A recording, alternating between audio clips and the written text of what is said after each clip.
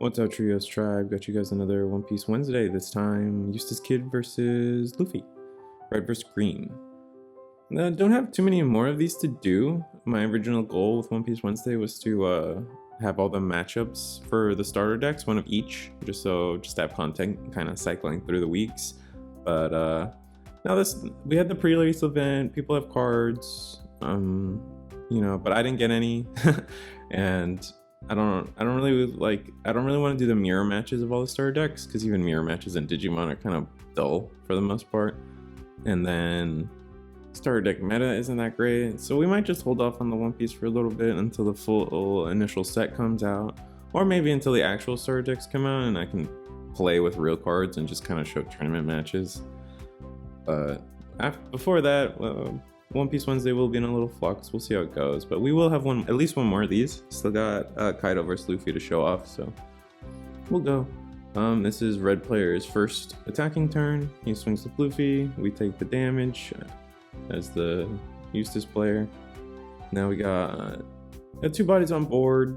Not great bodies. We're gonna probably use Bonnie's effect. Oh, we're gonna play Killer. Oh, this was a misplay. So Killer has to kill a rested target, but yeah, you can't do that. So we're gonna take that back. Again, still learning the cards. Still trying to get better at the game. Still trying to make sure we're not throwing. Here we'll use the Bonnie effect. I'm pretty sure the Bonnie effect is look at 3. You do not have to reveal it to your opponent. You just have to reveal that you took a supernova card. So we'll take beige. I imagine we play beige. Blockers in this game are good, especially right now. I feel like maybe that was the case in Digimon early on too, where blockers were just very valuable. But we'll see. Give our Beppo 2, swing at Luffy, and he gets a really lucky on play with the Usopp. And then we're gonna swing with Kid. He takes the damage. The stage cards do not have any trigger effects. It is interesting that in One Piece we already have like trigger or security effects on like character cards or bodies on board.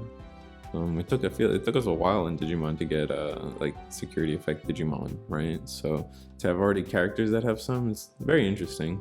But at the same time, we already have like options that don't have effects, and I think that's really weird.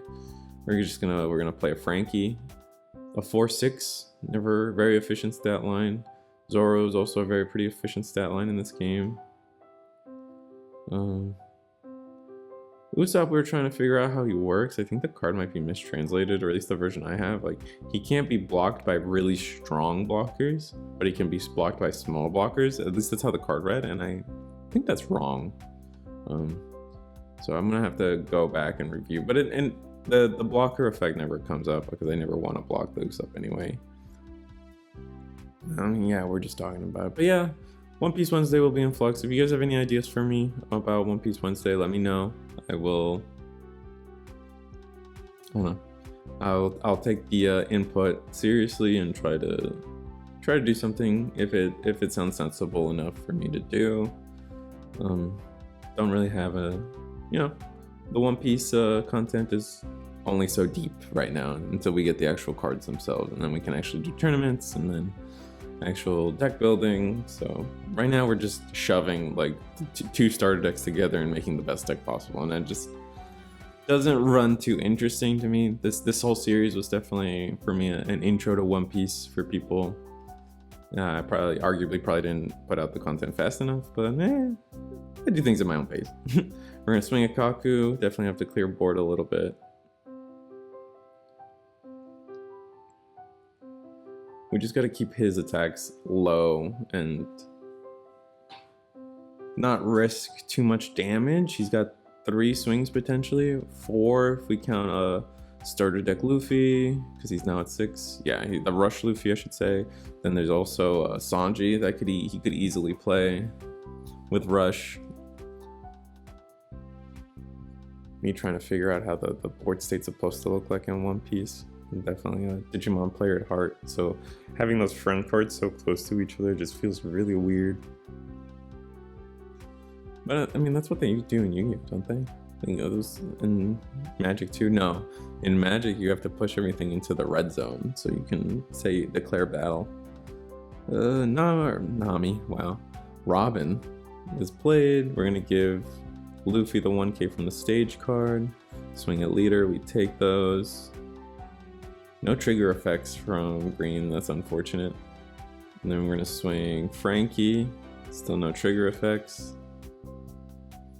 So here we have to go for game, I think.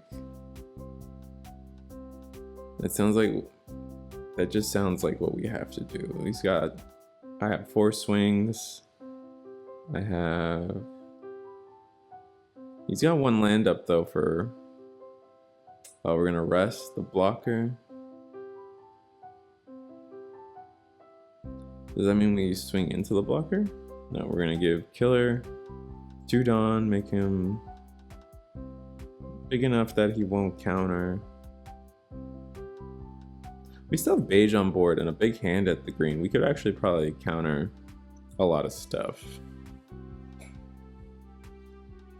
We're gonna swing at life. He takes the card, it's a brook.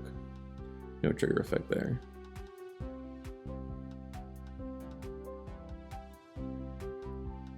What's the play? So this is definitely one of those interesting board states that I keep kind of bringing up at about Digimon, or about One Piece, forgive me. But I have 3 potential swings and I only need to make 3 potential swings. Do I swing? Is there a world where I can swing in a way where I can win game? And it's looking like no, because now I gave up one of those swings to swing into the chopper. Now we're gonna swing at the Frankie. He's gonna counter, yeah. So this is good for me because I wanted to use up his resources. We're gonna tap 3, throw away, I forget his name, the keyboard guy. Then we're gonna swing again, and he taps the wrong one. Guard point. He's gonna save the Frankie. And that's an unfortunate situation for me, so we're just gonna pass turn.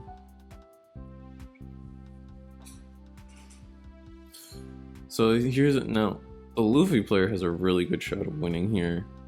I think he's got 3 bodies on board that can easily swing without any real commitment. But I have a relatively big hand size and a blocker. So we can't commit too big of a stack under 1 card, or too much DP under 1 card. Otherwise, I will probably, we'll block that. See, that's where the blockers become very efficient. Right? If the red player commits too much DP to 1 thing, that just makes it an easy block for me, or for anyone. And then we're gonna put 2 under Robin. Wow. And we're gonna throw enough away to block it. So now he doesn't have enough. See, but had he committed more Dawn, he might have been fine. He's gonna play Brook, lets him put 2 under.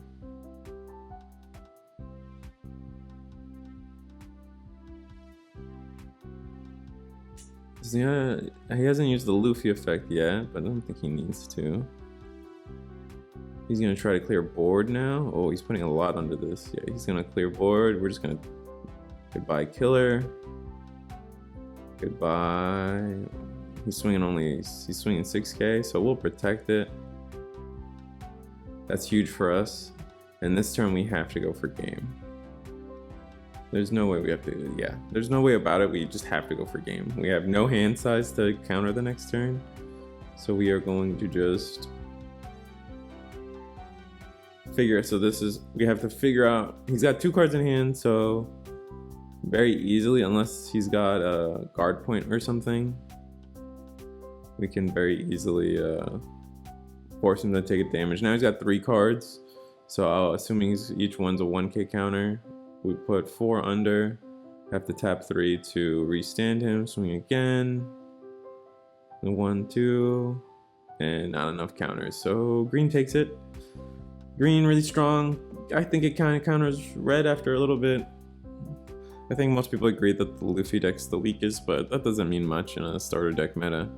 I feel like it's just because, you know, green just doesn't have enough tools to really do what it wants to do. So, and we'll see. We'll see how the first booster set goes. I'm very excited for it. I hope you guys are too. Let me know what kind of One Piece content you guys kind of want from me going forward until the actual booster set comes out. Like, share, subscribe, and see you guys next time.